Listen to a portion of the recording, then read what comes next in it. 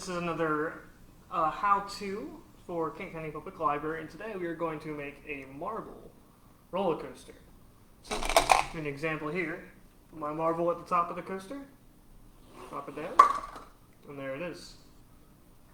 So, this is an experiment you can do at home. It's very easy. You only need a few things. You need about a half a pipe of tubing insulation. You can get this from any home department store. Superstores have it too. It's just piping insulation, or you can use pool tubes that you use in the pool. Just if you are a youngster, you have to cut it in half. So make sure you have a parent around or an adult to cut it in half for you. So you'll need a box knife to slice these in half to make half pipes. You'll also need some marbles, obviously, to act as your marble roller coaster, and you will need, here it is, masking tape to put the whole thing together. An optional bit that I like to use is a cup at the end to catch the marble, otherwise these things will be flying everywhere.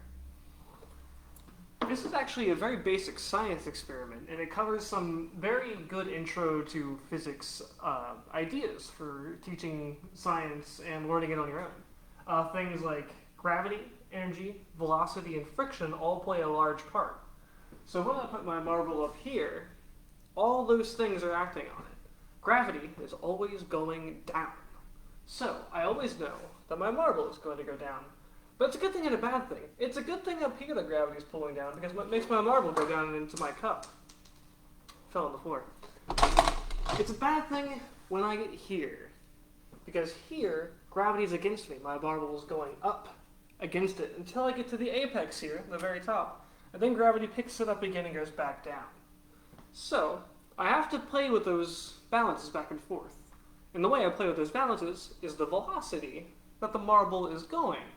So the velocity is controlled by the rise and run of our slope. So the rise is how high it is, the run is how far it has to go. So if I put my marble up here, it goes through, no problem. But let's say my rise was lower. What if my start was down here? Doesn't make it through at all. It gets stopped right there. So the higher I am, the more gravity plays on it, the more energy I have. This is also an issue because when the slope is lower, like we see here, the marble is on it longer, and the longer the marble is going down here, the slower it is, the less velocity it has, the less energy it has. Another factor is playing on it too. This tubing, our track, has friction. Friction is that feeling when you rub your hands together and it gets really warm. It's a transference of energy. So as the ball rolls, that energy, some of the energy, instead of going down like it wants to, it's going into our tubing. So it's playing into the tube here the longer it's being forced to go in a sort of straight line. If I put the start of my track back up here, the marble is going down faster. It's spending less time on the track and more forces are going downward. So it's not as affected by friction. And boom, it goes right through. If you change the material your track's made out of, it'll also alter how quickly your marble goes through and whether or not it'll make it through a loop-de-loop you've made.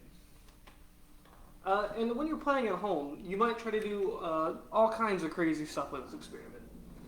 I've seen people do triple loop-de-loops. The biggest I've seen is a quadruple loop-de-loop. So if you can make this do 5 loops, a pentuple loop-de-loop, please send that to me. I'd love to see it. But you can edit all sorts of different parts of our coaster here and do all kinds of crazy stuff with it.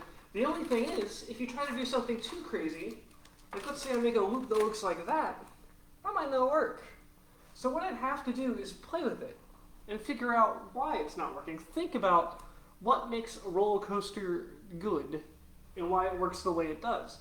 So if I were to test it, which I will, I'll see it doesn't have enough energy. I can guess that this isn't high enough to get me through a loop this big. I'll put the loop down here. It might well, it still doesn't. So I'd have to maybe put this down lower. And we'll try again.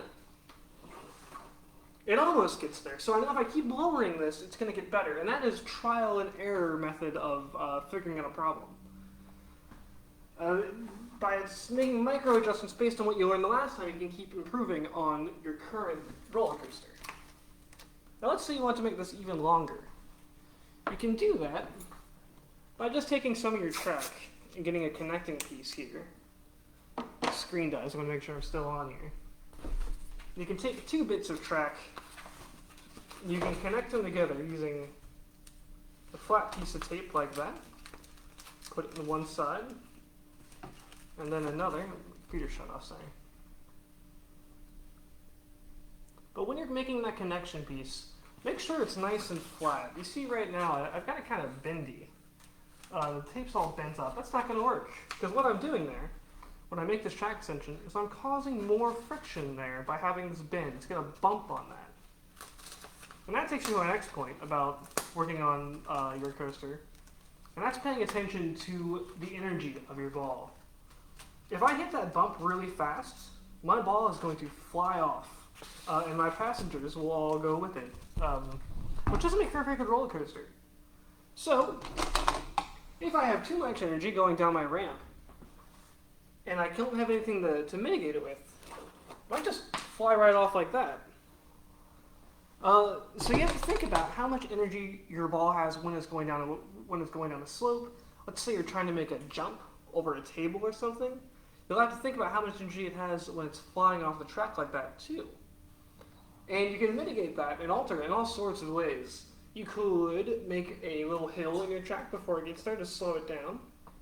Or you could increase the slope to speed it up. All kinds of things that you can play with and test all sorts of physics ideas while you're playing with your coaster. So let's say I wanted to make this come all the way back at the camera here. Let's see if I can do that. Then first make I hate that end. I'm going to make a connection here between my 2 track pieces.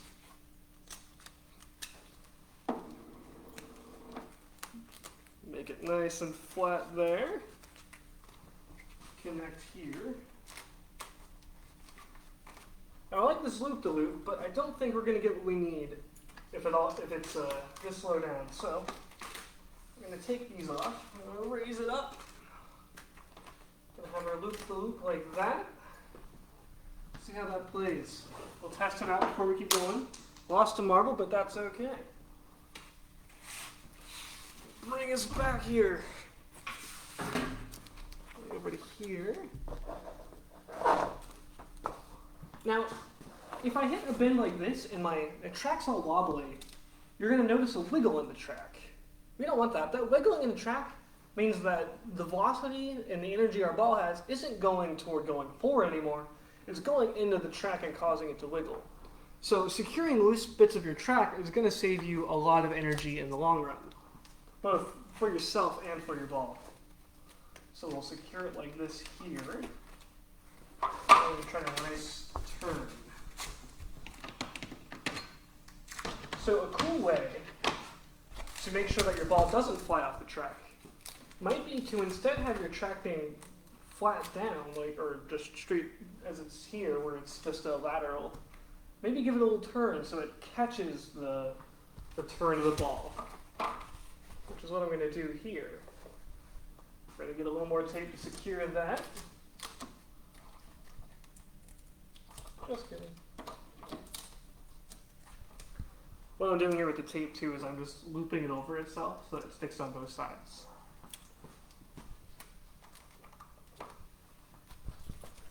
Go all the way back down here. Secure it to my table. It's going to happen a lot.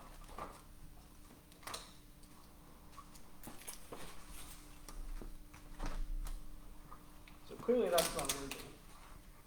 You need to do something else. Maybe like this. Alright, let's test it out. See what we did. So through the loop around the end and off the table. What we did was we hit a bump. So we're going to adjust that. Test again. So as soon as we get here, it's hitting this bump, has too much energy, flies right off the track. So we got to find a way to mitigate that. So, I'm going to borrow a book truck. any cops around.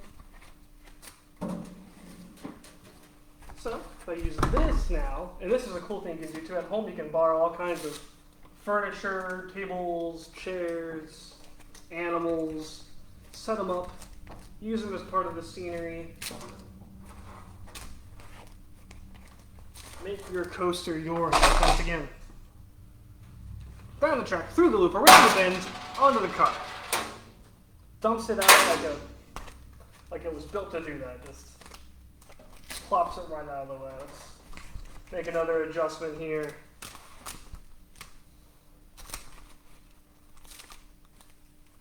I'm going to bend my track a little to better catch the ball when it hits that curb.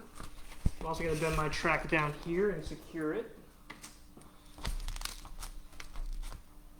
Alright, let's try again. Wish me well. It did it, let's go! Okay, so the only thing you can't see here, and maybe I can show it to you, is when I got to my table it hit an elbow and I lost all my momentum. But just down here on the elbow is where it hit and it just completely killed me.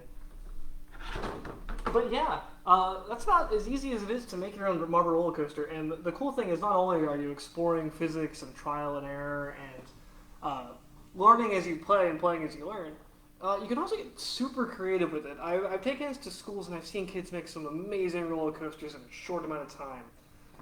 It's really simple to do. It's fun. You get to experience all kinds of mishaps with marbles and flying all over the place.